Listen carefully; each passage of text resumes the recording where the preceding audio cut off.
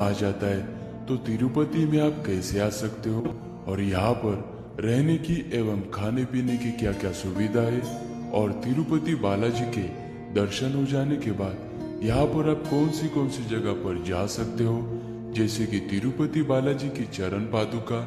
इस वीडियो में हम आपको ऐसी कंप्लीट इंफॉर्मेशन देने वाले, तो इस वीडियो को पूरा जरूर देखना। तिरुपति बालाजी आने के लिए आपको आंध्र प्रदेश के तिरुपति रेलवे स्टेशन तक आना होगा, या फिर आप रेणुगुंटा जंक्शन तक आ सकते हो। और रेणुगुंटा रेलवे स्टेशन के बाहर से तिरुपति जाने के लिए आपको ओनली 30 रुपीज में बस मिल जाएगी। तिरुपति बालाजी में दर्शन करने से पहले मैं आ चुका हूँ पद्मावती अम्मावारी टेम्पल में। तिरुपति बालाजी की 2 पत्नियां थी, उन्हीं में से एक पद्मावती देवी, जो तिरुपति बालाजी से नाराज होकर वैकुंठ धाम से निकलकर धरती पर मनुष्य रूप लेकर आई थी। फिर तिरुपति बालाजी भी धरती पर मनुष्य रूप लेकर आए थे और उन्होंने पद्मावती देवी से पुनः विवाह किया था। तिरुपति शहर से तिरुपति बालाजी का मंदिर 22 किलोमीटर के दूरी पर है और तिरुपति रेलवे स्टेशन के पास से तिरुपति बालाजी जाने के लिए आपको एसी और नॉन एसी बसेस मिल जाएगी। नॉन एसी का 90 रुपीज और एसी बस का 110 रुपए टिकट होता है। तिरुमाला जाने से पहले बस आपको इस वाले सप्तगिरी चेक पॉइंट पर रुकाएगी। यहाँ पर सभी यात्रियों की चेकिंग की जाती है, उनके लगेज की और प्राइवेट कार की भी चेकिंग की जाती है। और उसके बाद बस आपको तिरुमाला पर्वत की ब्यूटीफुल नज़ारे दिखाते हुए तिरुमाला पर लेकर जाती है।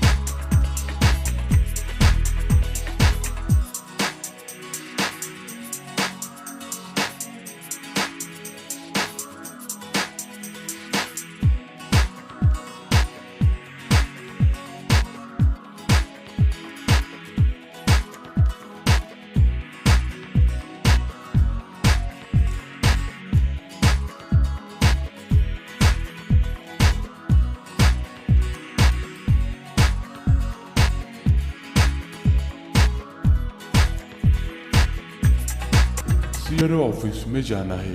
यहाँ पर आपको लाइन में लगकर आपके रहने के लिए रूम बुकिंग करना है। तिरुमाला में आपको 50 से लेकर 1000 तक रहने के लिए रूम मिल जाएगा।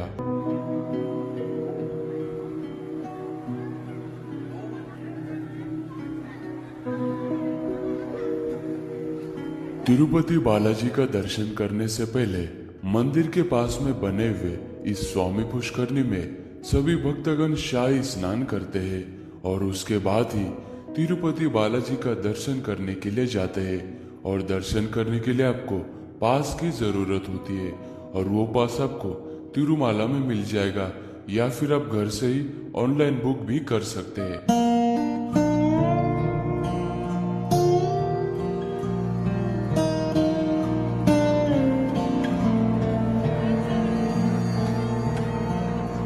मंदिर के अंदर बालाजी की जो मूर्ति है वो किसी ने भी नहीं बनाई थी, वो यहाँ पर स्वयं प्रकट हुई थी और तिरुपति बालाजी के हृदय में लक्ष्मी माता का निवास है और तिरुपति बालाजी को वेंकटेश्वरा स्वामी के नाम से भी जाना जाता है।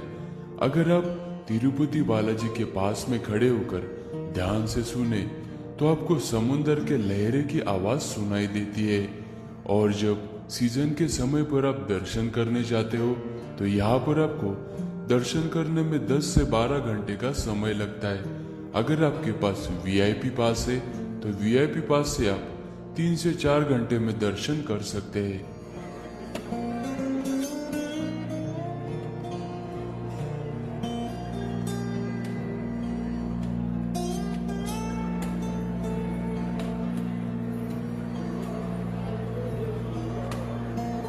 तिरुपति बालाजी के दर्शन हो जाने के बाद श्री वराह स्वामी जी के भी दर्शन जरूर करना। और मंदिर परिसर में ही आने वाले भक्तों के लिए तिरुपति बालाजी ट्रस्ट की तरफ से निशुल्क भोजनालय बना हुआ है।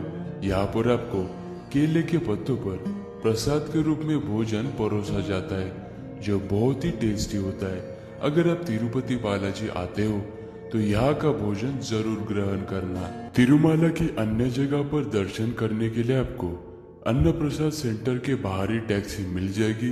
ये टैक्सी पर पर्सन 200 रुपए लेती है और तिरुमाला के और 6 जगह पर आपको दर्शन करने लेकर जाती है।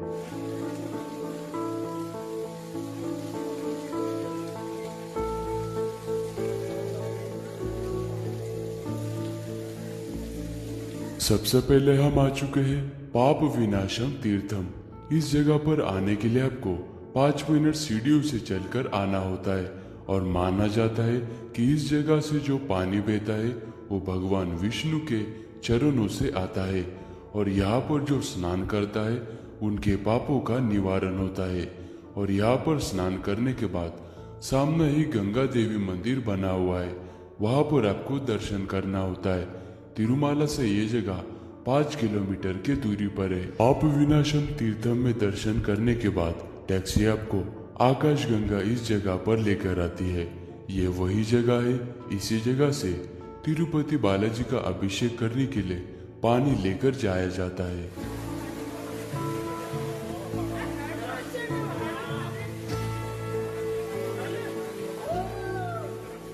इस जगह पर नंबी नामक आचार्य रहा करते थे। वो बहुत दूर से भगवान का अभिषेक करने के लिए पानी लाया करते थे।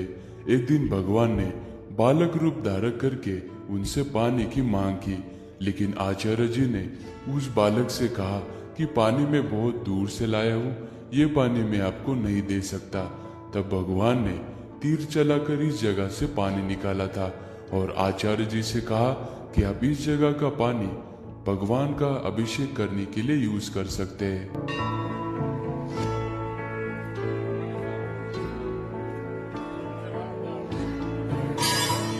पादुका। जब तिरुपति बालाजी मनुष्य रूप धारण करके धरती लोक पर आए थे तो उन्होंने 7 पहाड़ियों में से नारायणगिरी यानी कि इस जगह पर सबसे पहले अपने चरण रखे थे। और इस जगह तक आने के लिए आपको 250 सीढ़ियां चढ़कर ऊपर आना होता है। और यहाँ पर बहुत ही ब्यूटीफुल नेचर है। यहाँ पर आप पाइन ट्रीज के साथ में ब्यूटीफुल फोटोज भी क्लिक कर सकते हैं।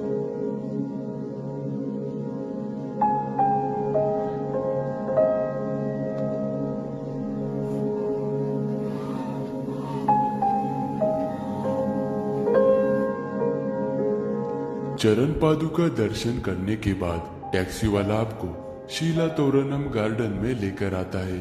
यहाँ पर बहुत ही ब्यूटीफुल सा गार्डन बना हुआ है और यहाँ पर आपको नेचुरल पत्थरों का आर्च भी दिखाई पड़ता है जो कि बहुत ही अद्भुत है।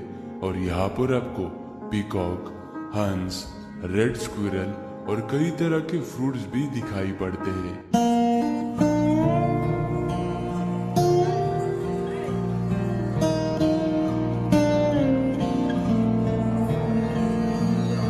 शीला तोरणम गार्डन देखने के बाद थोड़ा सा आगे बढ़ते ही आपको ये वाली सीढ़ियां नजर आएगी और इन सीढ़ियों से 2 मिनट चलने के बाद आपको ये वाला तीर्थ नजर आएगा।